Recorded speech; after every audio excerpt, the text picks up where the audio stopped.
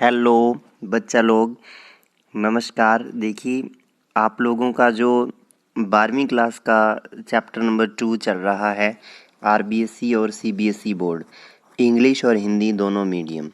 दूसरे चैप्टर का आज हम तीसरा लेक्चर शुरू करेंगे। और आपको पता है पहले लेक्चर में हमने क्या पढ़ा था? पहले लेक्चर में हमने फ्लक्स पढ़ा था। दूसरे लेक्चर में हमने क्या पढ़ा था? गाउस का नियम, गॉसेस लॉ पढ़ा था। और आज हम पढ़ेंगे गॉसेस लॉ के एप्लीकेशंस, यानी कि गाउस के नियम के अनुप्रयोग। बहुत ही इम्पॉर्टेंट है, यहाँ से क्वेश्चन ज़रूर बनता है, तो इसीलिए बहुत ही ध्यान से इस पूरे टॉपिक को आपने समझना है। गाउस के नियम के अनुप्रयोग, एप्लीकेशंस ऑफ गॉसेस लॉ। ठीक है, पहले मैं आपको एक ओवरव्यू दे दूँ। ये देखिए, आपके सिलेबस के अंदर 6 इसके अनुप्रयोग हैं, 6 इसकी एप्लीकेशंस हैं। आज हम 2 पढ़ेंगे। पहली 2 जो है वो आज हम स्टडी करेंगे, जैसे जैसे इसमें लिखा है वैसे वैसे हम पढ़ेंगे। तो इसको अच्छे से आपको पता होना चाहिए पहले कि 6 कौन कौन सी इसके अनुप्रयोग कौन कौन से हैं, 6 कौन कौन सी एप्लीकेशन है 6। फिर एक एक करके पढ़ेंगे। आज के लेक्चर में 2 पढ़ेंगे, फिर 2 अगले लेक्चर में, फिर 2 अगले लेक्चर में। तो 3 लेक्चर में मैं इनको कंप्लीट कर दूंगा। आपने अच्छे से इनको पढ़ लेना है। तो आज हम 2 पढ़ेंगे। उससे पहले, इस अनुप्रयोगों को स्टडी करने से पहले, गाउस के नियम के अनुप्रयोग एप्लीकेशन को स्टडी करने से पहले एक चीज़ आपको पता होनी चाहिए, वो है गाउसियन सरफेस, यानी कि गाउसीय पृष्ठ। ठीक है, क्या होता है? गाउस का नियम आपने नहीं पढ़ा तो पिछला लेक्चर देख लें। गाउसियन सरफेस, ये जो चीज़ है ना, बहुत इम्पॉर्टेंट है। गाउसीय पृष्ठ, देखिए, गाउसीय पृष्ठ पहली बात एक बंद पृष्ठ होता है। ठीक है ना, एक क्लोज्ड सरफेस होती है। और ये क्लोज्ड सरफेस या बंद पृष्ठ ऐसा पृष्ठ होता है जिसके हर एक पॉइंट के ऊपर, हर एक बिंदु के ऊपर विद्युत क्षेत्र की तीव्रता, इलेक्ट्रिक फील्ड इंटेंसिटी, ई जिसको कहते हो, और सदिश रूप में ई के ऊपर सदिश लगा के, ये एक समान होती है। एक समान का मतलब यूनिफॉर्म होती है, ये बदलती नहीं है। उसके हर पॉइंट पे ई का मान एक जैसा होता है। ई की वैल्यू सब जगह समान होती है, ई की वैल्यू बदलती नहीं है। उसी को गाउसियन सरफेस कहते हैं। और ये बात ध्यान रखना है। अब देखो, आप सिंपल सी बात बताओ खुद। एक क्वेश्चन पूछूं आपसे, यहाँ पे कोई प्लस क्यू चार्ज पड़ा है, कोई प्लस क्यू आवेश पड़ा है, और विद्युत क्षेत्र की तीव्रता, इस आवेश के कारण विद्युत क्षेत्र की तीव्रता इस चार्ज की वजह से इलेक्ट्रिक फील्ड इंटेंसिटी होती है KQ/R²। इसका मतलब ये इंटेंसिटी किस पे डिपेंड करती है? ओनली R के ऊपर। इसका मतलब इससे स्मॉल r दूरी पर कोई पॉइंट P है, वहाँ पर इंटेंसिटी, और इस तरफ स्मॉल r दूरी पे कोई पॉइंट P है, इस तरफ स्मॉल r डिस्टेंस पे कोई पॉइंट P है, और इस तरफ भी स्मॉल r पे कोई पॉइंट P है। कोई पॉइंट P1 है, ये P2 है, ये पॉइंट P3 है, ये पॉइंट P4 है। अलग अलग पॉइंट हैं सारे। इस Q चार्ज से R दूरी, R डिस्टेंस पर इस तरफ पॉइंट P1 है, ठीक है, इस तरफ पॉइंट P2 है, इस तरफ पॉइंट P3 है, इस तरफ पॉइंट P4 है। तो आप खुद देखिए कि सभी इस Q पॉइंट से, सारे पॉइंट इस Q से समान दूरी पर हैं, सेम डिस्टेंस पर है। P1 भी सारे सेम डिस्टेंस पर हैं, आप देख सकते हो। P1 भी, P2 भी, P3 भी, P4 भी, सारे R डिस्टेंस पर हैं। इसका मतलब R डिस्टेंस पर है तो सभी जगह पर E का मान एक जैसा है। इसका मतलब अगर मैं इसके चारों ओर इस तरीके से एक गोला बना दूं, एक स्फीयर खींच दूं, क्योंकि ये त्रिविमीय है, 3D होगा। 3D के अंदर अगर मैं इस तरीके से गोला बना दूं, स्फीयर खींच दूं, तो गोले के ऊपर, स्फीयर के ऊपर जितने भी पॉइंट होंगे, सारे के सारे पॉइंट इस प्लस क्यू से कितनी दूरी पर होंगे? R दूरी पर होंगे। सारे के सारे पॉइंट प्लस क्यू से कितनी डिस्टेंस पर होंगे? R पर। तो सभी पॉइंट्स के ऊपर, यानी कि पूरे के पूरे स्फीयर के ऊपर, पूरे के पूरे गोले के ऊपर क्या होगा? E का मान एक जैसा होगा। और इसका मतलब जब सारे के सारे गोला, ये कोई प्लस क्यू है आवेश, उसके चारों ओर जो ये गोला बनाया, जो स्फीयर खींचा, ये स्फीयर के सारे पॉइंट इससे कितनी दूर है? R दूर है। कोई भी पॉइंट ले सकते हो। ऐसे देखो, सारी त्रिज्या है, ये सारे R दूरी पर है, सारे समान दूरी पर हैं। इसका मतलब ई का मान भी सभी बिंदुओं पर एक जैसा है। ई की वैल्यू भी पूरे स्फीयर के ऊपर एक जैसी कितनी है, KQ/r²। पूरे स्फीयर पे ई का मान क्या है, KQ/r² है। और स्फीयर का सरफेस एरिया, क्षेत्रफल कितना होता है इसका, आपको पता है, पृष्ठीय क्षेत्रफल यानी कि 4πr², यही होता है। 4πr² का जो पृष्ठ है, उस पूरे पृष्ठ के ऊपर, पूरी सरफेस के ऊपर जिसका एरिया 4πr² है, जो विद्युत क्षेत्र का मान है वो कितना है, KQ/r², यानी कि नियत है और KQ/r² है, ठीक है ना। इसीलिए इसको गाउसियन सरफेस मान सकते हैं, इसको गाउसीय पृष्ठ मान सकते हैं। यानी कि बिंदु आवेश के लिए गाउसीय पृष्ठ, पॉइंट चार्ज के लिए गाउसियन सरफेस कैसा हो जाएगा, स्फेरिकल हो जाएगा, स्फीयर हो जाएगा। पता चल गया। कोई गाउसियन सरफेस की परिभाषा क्या है, गाउस के पृष्ठ की परिभाषा क्या है, ऐसा पृष्ठ जिसके सभी बिंदुओं पर विद्युत क्षेत्र एक समान हो। तो प्लस क्यू आवेश के लिए जो गोला होता है उसके ऊपर एक समान होता है, सब जगह ई का मान KQ/r² है और आर की वैल्यू सब जगह एक जैसी है, सब पॉइंट एक दूरी पर है। अब प्लस क्यू आवेश के लिए आप ऐसी लाइन नहीं बना सकते, ऐसी लाइन, ये गाउसीय प्रश्न नहीं हो सकता कि प्लस, कोई कहे कि प्लस क्यू के लिए एक शीट जो है वो हो सकती है क्या, एक जो समतल शीट है, क्या शीट हो सकती है गाउसीय पृष्ठ, कैसे होगी, आप खुद सोच के देखो कि यहाँ से ये तो है r दूरी पर, तो ये कितनी दूरी पर है, ये r दूरी नहीं है, ये दूरी r से थोड़ी ज़्यादा हो गई होगी ना, तो कुछ और है। फिर ये वाले पॉइंट नीचे वाले कुछ ज़्यादा दूरी पर है, ठीक है, ये वाले और दूरी पर। तो देखिए दूरी अलग अलग होगी, दूरी अलग अलग होगी तो KQ/r² सूत्र से r अलग अलग, तो सब जगह ई, तो इस शीट पर ई अलग अलग होगा, इसलिए इसको नहीं ले सकते गाउसीय पृष्ठ। तो इसका मतलब प्लस क्यू आवेश के लिए गोला ही बेहतर है। इसी तरीके से गोले के लिए भी गोला ही होता है, गोले के लिए भी गोला ही लिया जाता है, स्फीयर के लिए भी स्फीयर ही लिया जाता है। और अगर एक रेखीय चालक, यानी कि क्या है, एक तार है, लाइन चार्ज कैरिंग वायर, ठीक है ना, एक लाइन चार्ज है, यानी कि इस तरीके से, और इसके अंदर क्या है, इसके अंदर इसके ऊपर, पूरे के ऊपर प्लस आवेश है, पूरी तार है, तार को पॉजिटिव चार्ज दे दिया।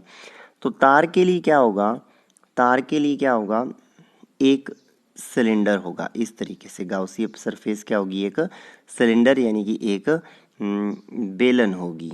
क्या होगी, ये एक बेलन होगी, क्योंकि बेलन के सारे पॉइंट देखो इससे सेम दूरी पर है, ये सेम दूरी है आर, तो दूरी की तो बात है, डिस्टेंस क्या होनी चाहिए, आर देखिए, यानी कि जो भी हमारा चालक है, जो भी हमारा चार्ज है, आवेश है, उस आवेश से सारे बिंदु एक समान दूरी पर होने चाहिए। अब इस बेलन के सारे बिंदु इस हमारी जो तार है जिसके ऊपर प्लस आवेश है उससे आर दूरी पर है, तो ठीक है, बेहतर है, सब जगह विद्युत क्षेत्र एक समान हो गया। तो परिभाषा, डेफिनेशन समझ आ गई। गाउस के नियम में एक बंद पृष्ठ पर विचार किया जाता है जिस पर विद्युत क्षेत्र का मान एक समान रहता है, ठीक है, एक समान मान रहना चाहिए विद्युत क्षेत्र का उस पृष्ठ पर, उसे गाउसीय पृष्ठ कहते हैं। बिंदु आवेश और गोले के लिए इसका आकार गोलाकार होता है, जबकि रेखीय चालक के लिए इसका आकार बेलनाकार होता है, ये मैं बता चुका हूँ। दूरी एक जैसी रहनी चाहिए, तो जो रेखीय चालक है जिसको प्लस आवेश दिया है, उससे समान दूरी पर पॉइंट कहाँ होंगे, इस लाइन पर हो जाएंगे। अगर ये यहाँ से r दूरी पर है तो इस तरफ r दूरी पर एक लाइन और बना दीजिए, इसका मतलब इसको यूं बना दीजिए, तो ये क्या बन गया, बेलन। तो उसके लिए क्या हो जाता है, बेलनाकार, यानी कि सिलिंड्रिकल हो जाता है। इंग्लिश देखिए, a closed surface is assumed in Gauss's law on which electric field is uniform. Electric field uniform होता है पूरी सरफेस पे।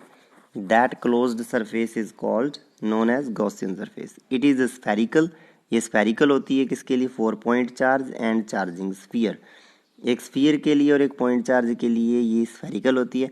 और it is cylindrical for line charge carrying wire. Sidhi wire के लिए क्या होती है, सिलेंड्रिकल होती है।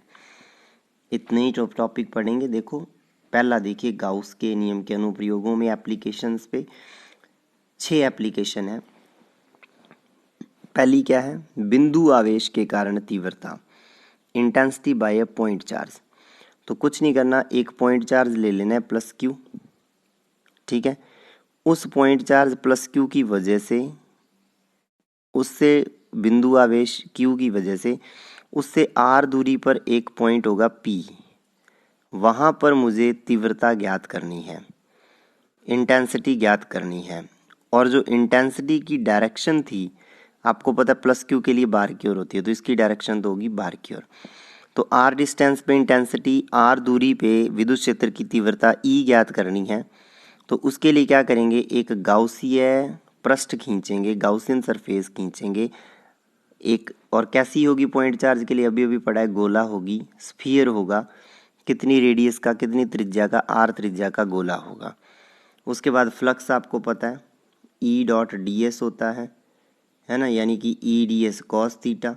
और उसके बाद आपको ये भी पता है कि D S E D S cos theta कि ई की दिशा ये है, यही दिशा सेम डी एस की होगी, क्योंकि जिस पॉइंट पे तीव्रता ज्ञात करनी है वहाँ पे एक छोटा सा अल्पांश मान लेते हैं, एक छोटा सा अल्पांश मान लेते हैं डी एस, उसकी भी यही डायरेक्शन होगी। तो थीटा 0 डिग्री हो जाएगा, तो कॉस 0 1 होता है, ये तो 1 हो गया, बचा केवल ई डी एस का समाकलन हो जाएगा। ई सब जगह एक समान है तो ई बाहर आ गया, बचा डी एस। और डी एस का समाकलन का मतलब कि जितने डी एस है छोटे छोटे, सारे पार्ट को छोटे छोटे में बांट दूंगा, सबको जोड़ दो, ये हो जाएगा 4 पाई आर स्क्वायर। और क्या होता है E D dot D S, Q बटे एप्सिलॉन 0 होता है, गाउस के नियम से उत्तर आ जाएगा। मेन चीज़ समझनी है। गोलीय कोश के कारण तीव्रता, intensity due to spherical shell, ये भी ऐसा ही, आज दोनों देखते हैं। अनंत लंबाई के रेखीय आवेश के कारण तीव्रता, intensity due to an infinite line charge, एक इस तरीके से लाइन होगी, उसके ऊपर चार्ज दे देंगे, उसकी वजह से आर दूरी पर देखना है तो उसके लिए बेलनाकार बन जाएगा, ये बताया था आपको। उसके बाद देखिए अनंत लंबाई की आवेशित परावैद्युत पट्टिका प्लेट के कारण तीव्रता, ये देखिए परावैद्युत प्लेट अलग है और अनंत लंबाई की आवेशित चालक पट्टिका अलग है। तो यही बात आपको, ये फ़र्क आपको याद रखना है, बहुत इंपॉर्टेंट है ये, कि एक तो है अनंत लंबाई की रेखीय आवेश सीधा, ठीक है, ये तो तार है। दूसरा है यानी कि सीधी लाइन चार्ज है। दूसरा है अनंत लंबाई की परावैद्युत पट्टिका, इस तरीके से प्लेट है। प्लेट और तार में तो फ़र्क होता है, एक में तार है, एक में प्लेट है, दूसरे में भी प्लेट है, लेकिन एक में जो प्लेट है वो क्या है, अचालक है, परावैद्युत पट्टिका। परावैद्युत पट्टिका का मतलब जो अचालक है, नॉन कंडक्टिंग, नॉन कंडक्टिंग, ठीक है। लेकिन दूसरे अगले केस में क्या है, 5वें के अंदर, उसमें चालक है, ये चालक का मतलब कंडक्टर। तो तीन चीज़ें अलग अलग हैं, ये तार है सीधी, ये अचालक पट्टिका है यानी कि नॉन कंडक्टिंग, और एक चालक पट्टिका है यानी कि कंडक्टिंग। अचालक पट्टिका का मतलब जैसे लकड़ी जिसमें से करंट नहीं फ्लो होता, धारा नहीं बहती जिसमें से, ठीक है। और चालक पट्टिका का मतलब कोई भी स्टील ले लीजिए, कुछ भी ले लीजिए। तो वही अनंत लंबाई की आवेशित परावैद्युत पट्टिका, intensity due to infinite charge dielectric sheet. Dielectric sheet किसको कहते हैं, जो अचालक होती है। अनंत लंबाई की आवेशित चालक पट्टिका या प्लेट के कारण तीव्रता, intensity due to an infinite charge conducting plate. और फिर लास्ट है, ये गोलीय कोश था ऊपर, स्फेरिकल शेल यानी कि खोखला गोला था 2 नंबर में, खोखला गोला यानी कि होलोस्फीयर। और ये क्या है, ठोस गोला। खोखला गोला, चालक गोला, गोलीय कोश, कंडक्टिंग स्फीयर, स्फेरिकल शेल, होलोस्फीयर, तीनों एक ही चीज़ है। ठोस गोला सॉलिड स्फीयर और अचालक गोला नॉन कंडक्टिंग स्फीयर, एक ही बात है। ये चीज़ समझनी है आपको। तो देखिए पहला क्या है, पॉइंट चार्ज की वजह से, तो सीधा पॉइंट चार्ज होगा। दूसरा है गोलीय कोश की वजह से, क्या है, गोलीय कोश की वजह से यानी कि स्फेरिकल शेल की वजह से। और गोलीय कोश का मतलब खोखला गोला, अंदर कुछ नहीं है, केवल बार बार भरा हुआ है।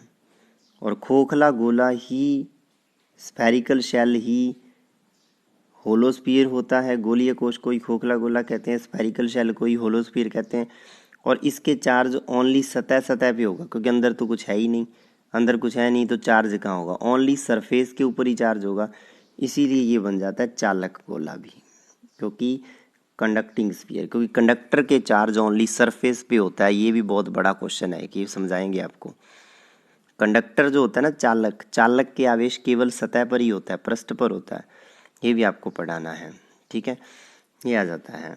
और जो ये वाला पॉइंट है, ठोस गोला, सॉलिड स्फीयर, अब वो सॉलिड स्फीयर तो पूरा भरा हुआ है तो चार्ज अंदर होगा, बाहर थोड़ी होगा, पूरा भरा हुआ है, तो ये ठोस गोला है, सॉलिड स्फीयर है, इसीलिए ये अचालक है, नॉन कंडक्टिंग है, क्योंकि जो तो चालक होते हैं उसकी तो सतह पर होता है सारा का सारा चार्ज, लेकिन जो अचालक होते हैं उनके अंदर होता है सारा का सारा चार्ज, तो इसके चार्ज सारा का सारा क्या हो जाएगा, अंदर हो जाएगा। अब हम शुरू करते हैं आज का पहला पॉइंट, क्या है, बिंदु आवेश के कारण तीव्रता, intensity due two point charge. तो वही बात मैंने बोला, प्लस क्यू आवेश है, उससे स्मॉल आर दूरी पर कोई भी पॉइंट पी है, कोई भी पॉइंट क्या है, स्मॉल आर डिस्टेंस पे पी पॉइंट है, वहाँ पे हमें तीव्रता ज्ञात करनी है। तो आर त्रिज्या का एक गोला मान लेंगे, स्फीयर मान लेंगे, यहाँ पे एक छोटा सा अल्पांश मान लेंगे यहाँ पर, इस पूरे को छोटे छोटे भागों में, पूरे स्फीयर को छोटे छोटे डीएस में बांट देंगे, डीएस का मतलब छोटे छोटे अल्पांशों में बांट देंगे, और पहला जो इसका एलिमेंट है जो पी पॉइंट पर है उसका एरिया मान लेंगे डीएस। और क्योंकि इंटेंसिटी की डायरेक्शन बाहर की ओर होती है तो ई की डायरेक्शन ये, और सेम यही डायरेक्शन डीएस की हो जाएगी, यानी कि ई और डीएस के बीच का जो कोण होगा थीटा वो 0 डिग्री हो जाएगा। और आपको पता है फ्लक्स क्या होता है, ई डी एस कॉस थीटा, तो कॉस 0 हो जाएगा। और क्योंकि डी एस एक है ये, और जब डी एस का समाकलन करते हो तो समाकलन पूरे के लिए हो जाता है, तो समाकलन का मतलब सारे के सारे जब ये पॉइंट जोड़ दूँ, सारे के सारे डी एस को जोड़ दूँ, तो वो बन जाएगा पूरा गोला, पूरा स्फीयर 4 पाई आर स्क्वायर। तो डी एस का समाकलन हो जाएगा 4 पाई आर स्क्वायर। वही देखते हैं, आवेश Q के कारण बिंदु P पर जो से r दूरी पर स्थित है विद्युत क्षेत्र की तीव्रता ज्ञात करनी है। आवेश Q को केंद्र मानकर r त्रिज्या का गोलाकार गाउसीय पृष्ठ की कल्पना करते हैं, इससे निर्गत कुल फ्लक्स, तो phi E D S cos theta, equation 1। English वाले देखिए, the intensity will be found at point P by charge Q separated by distance r from it. Assume spherical Gaussian surface of radius r due to center at charge q, then flux through Gaussian surface। तो Gaussian surface से flux ये निकलता है, हमने पढ़ लिया है। अब वही चीज़ ये देखिए बना हुआ है, ये छोटा सा ds है।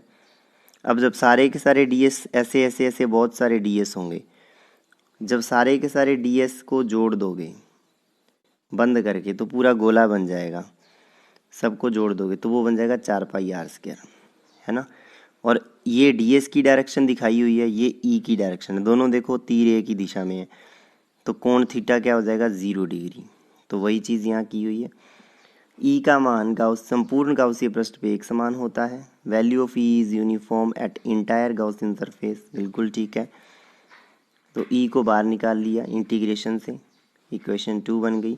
ई की दिशा और डी एस की दिशा समांतर है, the directions of E and D S are parallel to each other, तो थीटा क्या हो जाता है 0 डिग्री। तो ई पैरेलल है डी एस के, ये समांतर का निशान होता है और ये लंबवत का होता है। समांतर का निशान ऐसे, लंबवत का ऐसे, ये पैरेलल का, ये परपेंडिकुलर का। तो देखिए थीटा 0 कॉस 0 1, तो यहाँ पे कॉस 0 को 1 कर दो, बचेगा ओनली ई डी एस, और इसको रख दो 4 पाई आर स्क्वायर, तो फाई ई क्या बन जाएगा E into 4 pi r square. और आपको पता है फाई ई की वैल्यू होती है क्यू बाई एप्सिलॉन 0, तो क्यू बाई एप्सिलॉन 0 रख देंगे उसको, ये आ गया। गॉसेस लॉ कहता है फाई ई होता है क्यू बाई एप्सिलॉन 0, तो यहाँ पे रख दिया, तो q by E into D S is equal to q by epsilon 0, और डी एस क्या है समाकलन 4 पाई आर स्क्वायर, गोले का संपूर्ण पृष्ठीय क्षेत्रफल, गोले का संपूर्ण पृष्ठीय क्षेत्रफल, सरफेस एरिया ऑफ स्फीयर, तो स्फीयर का सरफेस एरिया है ये 4 pi r square. D S जो है इसकी वैल्यू रख दी हमने क्या 4 पाई आर स्क्वायर। जब वैल्यू रखी 4 पाई आर स्क्वायर तो ये हो गया E into 4 pi r square is equal to q by epsilon 0। तो 4 पाई आर स्क्वायर को ले गए नीचे हम, 4 पाई आर स्क्वायर को नीचे ले गए तो ये आ गया, अब Q और R स्क्वायर को अलग कर दिया, 1/4πε0 अलग हो गया, तो ये हो गया KQ/R स्क्वायर। यानी कि यहाँ से तो फिर E निकालना है, इसको नीचे ले जाओ तो ये बन गया। ये क्या मिल गई, ये आपको पता है इतनी ही होती है, पहले चैप्टर में पढ़ी थी। कितनी होती है इंटेंसिटी, KQ/R स्क्वायर ही होती है R दूरी पर। ये आपका रिजल्ट आ गया। तो कुछ भी नहीं किया, बिल्कुल इजी काम किया है। E.ds को EDS cos थीटा, थीटा को 0 डिग्री, DS को 4πR स्क्वायर और फाई को Q/ε0 गॉस के नियम से आंसर आ गया। ये आपका पहला एप्लीकेशन खत्म हो गया। अब हम बात करते हैं दूसरे एप्लीकेशन की, जिसमें हम गोलीय कोश के कारण तीव्रता पढ़ने वाले हैं। उसके अंदर आपको एक चीज़ बहुत ही इम्पोर्टेंट रहने वाली है, उसको हम स्टडी करेंगे। तो अभी क्या पढ़ने वाले हैं, गोलीय कोश के कारण तीव्रता, intensity due to spherical shell. गोलीय कोश यानी कि स्फेरिकल शेल यानी कि होलो स्फीयर, खोखला गोला होगा इस तरीके से। उसके चार्ज ओनली सरफेस के ऊपर ही होगा, खोखला है। लेकिन जो गोला चालक होता है उसके भी सरफेस पे ही चार्ज होता है, सतह पे ही आवेश होता है। चालक गोले के भी आवेश सतह पर ही होता है, ये आपको प्रूफ भी करना है। अब चालक गोले के कारण तीव्रता, intensity due to conducting sphere. वो चालक गोला बोले, वो खोखला गोला बोले, वो गोलीय कोश बोले, एक ही बात है, कंफ्यूज नहीं होना पेपर में। वो स्फेरिकल शेल बोले, वो कंडक्टिंग स्फीयर बोले, वो होलो स्फीयर बोले, आपको कंफ्यूज नहीं होना, एक ही बात है, ठीक है ना। वही लिखा है, गोलीय कोश खोखले गोले के आवेश केवल सतह पर ही होता है। ठीक उसी प्रकार चालक गोले के भी आवेश केवल सतह पर ही होता है। ऐसा क्यों होता है ये समझना है हमें। Spherical shell hollow sphere has charge only on its surface. Similarly conducting sphere also has charge on its surface. Why it happen? Charge only sphere के, जो स्फीयर होता है उसकी सतह पर ही क्यों होता है, ये हमें समझना है, ठीक है ना। तो देखो इसको हम समझते हैं, बहुत ही आसान है, बहुत ही इजी है। इसका रीज़न देखते हैं, कारण।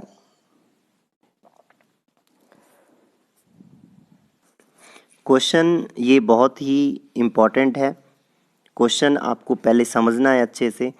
क्वेश्चन वो ये पूछता है कि conducting sphere has charge on its surface, कि जो कंडक्टिंग स्फीयर होता है या चालक गोला होता है, चालक गोले के आवेश उसकी सतह पर ही क्यों होता है। चालक गोले के आवेश उसकी सतह पर ही क्यों होता है, कंडक्टिंग स्फीयर की के चार्ज उसकी सरफेस के ऊपर ही क्यों होता है, कहीं और क्यों नहीं होता। तो देखिए ये जो बना हुआ है रेड कलर का, ये एक स्फेरिकल शेल है। ये एक क्या है आपके पास, एक स्फेरिकल शेल है, जिसको आप क्या कहते हो, एक चालक गोला, खोखला गोला, चालक गोला है। अब देखिए एक बात का ध्यान रखो, खोखला गोला और चालक गोला, इन दोनों गोलों के क्या होता है, सतह पर ही आवेश होता है। एक तो स्फेरिकल शेल जिसको होलो स्फीयर कहते हो, और एक कंडक्टिंग स्फीयर, कंडक्टर जो होता है। कंडक्टर के भी चार्ज जो होता है वो सरफेस पे होता है, और खोखले गोले के भी। तो इसको समझना है कैसे होता है, इसका रीज़न क्लियर कर लें पहले। देखो ये जो स्फीयर हमने बनाया हुआ है, इस स्फीयर को, इस गोले को पॉजिटिव चार्ज दिया हुआ है सरफेस के ऊपर, दिख रहा होगा। यानी कि अगर मैं आपको सेपरेटली इसको समझाने की कोशिश करूं, ये कोई भी स्फीयर है, इस स्फीयर को मैंने क्या दे दिया, पॉजिटिव चार्ज दे दिया, गोले को मैंने प्लस आवेश दे दिया। बहुत इंपॉर्टेंट है ये, गोले को क्या दे दिया, प्लस आवेश दे दिया। अब देखिए इस पूरे के पूरे गोले को मैं एक विद्युत क्षेत्र में रख देता हूँ। किस में रख देता हूँ, इलेक्ट्रिक फील्ड में। अब वो इलेक्ट्रिक फील्ड इसके, जब इलेक्ट्रिक फील्ड बाहर है, बाहर इलेक्ट्रिक फील्ड क्या है, इस डायरेक्शन में है, जो मैंने दिशा बनाई है इस दिशा में है। ये E1 नाम दे दिया कि E1 विद्युत क्षेत्र इस दिशा में है, और E1 इलेक्ट्रिक फील्ड इस दिशा में है। तो इसका मतलब ये प्लस से माइनस होता है ना, प्लस से माइनस, इसका मतलब इधर प्लस प्लेट लगी हुई है और इधर क्या है, माइनस प्लेट लगी हुई है। तो प्लस से माइनस एक विद्युत क्षेत्र है लगाया है, एक इलेक्ट्रिक फील्ड लगाया है, पॉजिटिव से नेगेटिव E1। तो ये समझ आ गया होगा। वही E1 एक बार तो इसके अंदर बनेगा। ऐसा नहीं है कि एक बार कंडक्टर के चालक के अंदर विद्युत क्षेत्र या इलेक्ट्रिक फील्ड प्रोड्यूस नहीं होगा, पैदा नहीं होगा। एक बार तो विद्युत क्षेत्र इसमें पैदा हो गया, इलेक्ट्रिक फील्ड इसमें प्रोड्यूस हो गया E1, लेकिन बाद में ये ख़त्म हो जाएगा, नष्ट हो जाएगा। कैसे? अब आपको पता है पॉजिटिव से नेगेटिव ये विद्युत क्षेत्र लगा दिया, इलेक्ट्रिक फील्ड लगा दिया। अब कंडक्टर है ये क्या है? गोला जो है चालक है, और कंडक्टर के अंदर बहुत सारे इलेक्ट्रॉन होते हैं, फ्री इलेक्ट्रॉन, मुक्त इलेक्ट्रॉन। बहुत सारे क्या होते हैं? मुक्त इलेक्ट्रॉन, जो मुक्त होते हैं, फ्री होते हैं, फ्री इलेक्ट्रॉन जिसका नाम है, इधर उधर घूमते रहते हैं। इसका मतलब ये जो इलेक्ट्रॉन है, फ्री इलेक्ट्रॉन है, मुक्त इलेक्ट्रॉन है, ये सारे के सारे इलेक्ट्रॉन क्या करेंगे? इसकी एक, क्योंकि प्लस की ओर झुकेंगे ये, तो इस प्लस प्लेट की ओर इस तरफ इलेक्ट्रॉन आ जाएंगे सारे। जब इलेक्ट्रॉन इधर आ गए तो इधर प्लस आवेश चला जाएगा इस माइनस प्लेट की ओर। समझ गई बात? इलेक्ट्रॉन इस प्लस प्लेट की ओर झुक जाएंगे, और प्लस जो आवेश है, प्लस जो चार्ज है, वो उस माइनस प्लेट की ओर झुक जाएगा।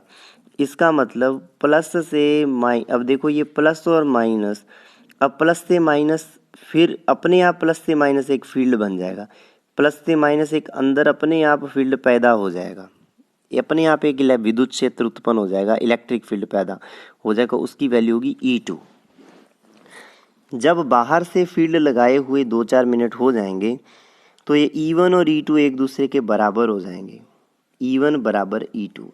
जब E1 और E2 बराबर हो जाएंगे तो इन E1 और E2 दोनों इक्वल हो गए, तो E1 E2 इक्वल हो गए परिमाण में, मैग्नीट्यूड में इक्वल हो गए।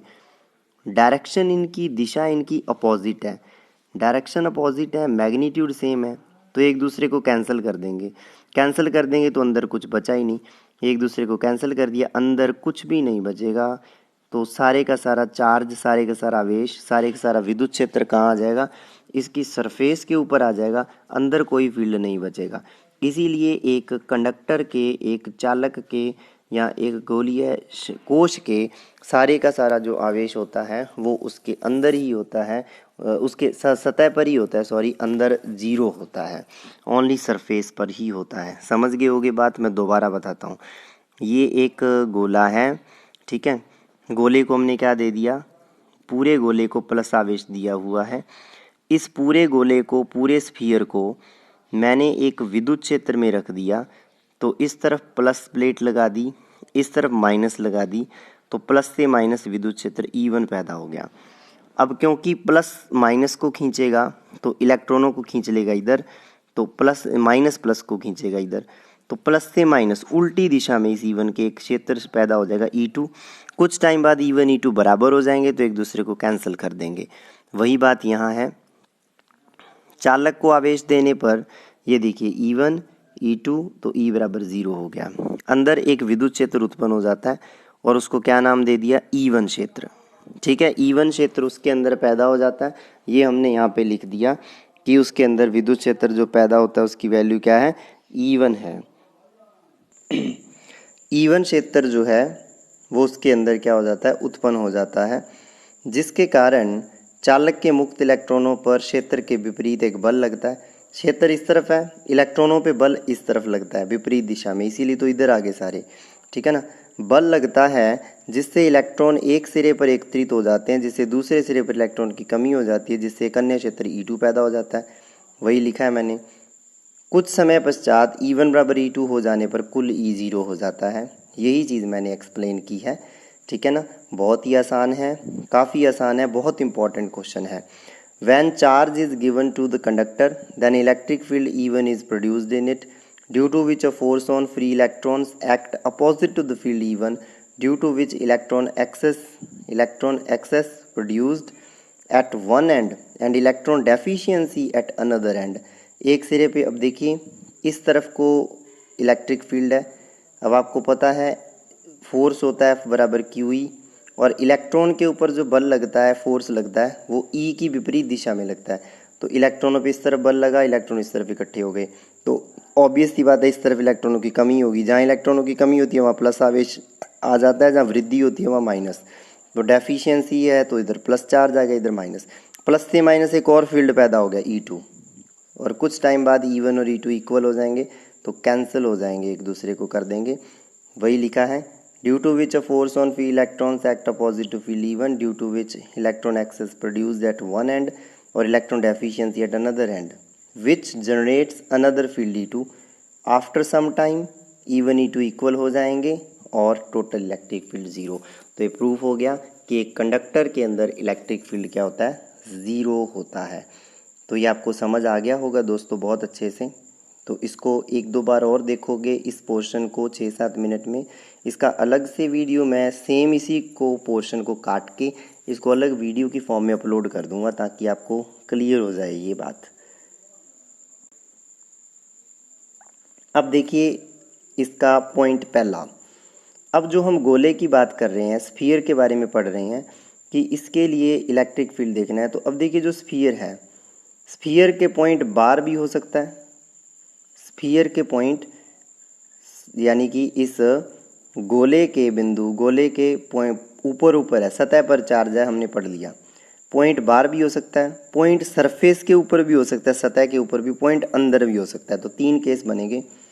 अब अंदर पॉइंट हो तो अंदर तो कुछ होगा ही नहीं, अंदर तो जीरो ही होगा विद्युत क्षेत्र, पढ़ ही लिया हमने, अभी पढ़ाया आपको सारा ये।